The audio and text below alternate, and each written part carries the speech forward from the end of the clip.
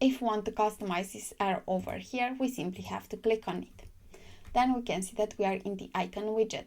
We have the icon over here. If we want to change it, we can simply click on it and change it to something else.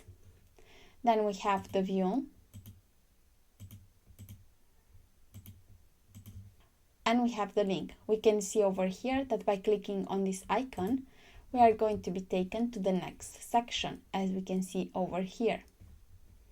We have the styling over here, the alignment, the color over here, the size, and rotate. And we also have some options for hover, primary color, and we can see that we have a hover animation over here. We can click on it if we want to change it to something else.